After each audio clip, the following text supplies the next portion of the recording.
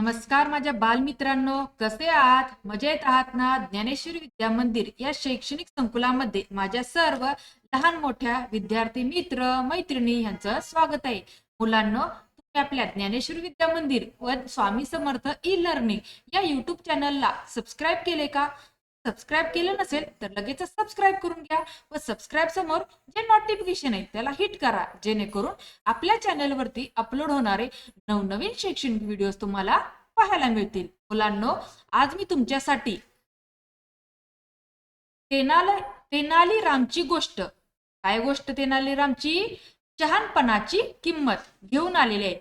ही गोष्ट शेवटपर्यंत पहा आणि ही गोष्ट जर आवडली तर गोष्टीला लाईक आणि शेअर करायला विसरू नका. तर चला पाहूया तेनाली रामची गोष्ट कोणती?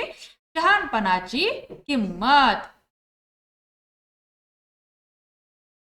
विजयनगरच्या दरबारात तेनालीराम आपल्या चातुर्यासाठी प्रसिद्ध होता. एकदा राजाने जाहीर केले की जो मनुष्य सर्वात मौल्यवान वस्तू आणेल त्याला बक्षीस मिळेल.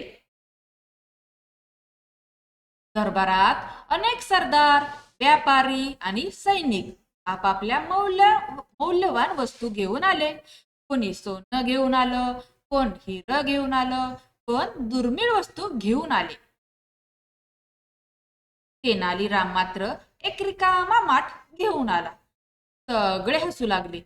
राजा म्हणाला, तेनाली, हा रिकामा माठ तुम्ही मौल्यवान म्हणता का?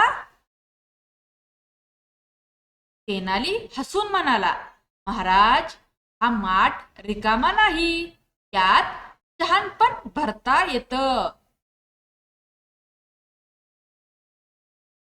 यात पाणी भरलं तर जीवन टिकतं, धान्य भरलं तर घर टिकतं आणि ज्ञान भरलं तर मनुष्य उन्नत होतो. रिकामा माठ म्हणजे संधी, ज्यात काहीही भरता येतं. सोनं, हिरा फक्त वस्तू आहेत, पण शिकण्याची क्षमता सर्वात मौल्यवान आहे. राजा विचारात पडला. त्याने सर्वांची वस्तू पाहिली आणि शेवटी बक्षीस तेनालीरामला दिले. तो म्हणाला, खरे धन म्हणजे ज्ञान आणि शहाणपण, बाकी सर्व गोष्टी नाशिवंत आहेत. या कथेचा बोध पहा मुलांनो.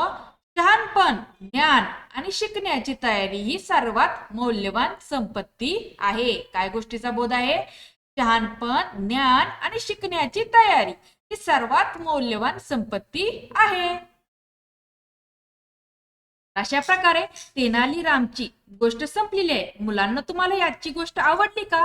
ही गोष्ट जर आवडली असेल तर गोष्टीला जास्त शेअर करा व चॅनेलवर नवीन असणाऱ्या चॅनेलला सबस्क्राईब करा. धन्यवाद.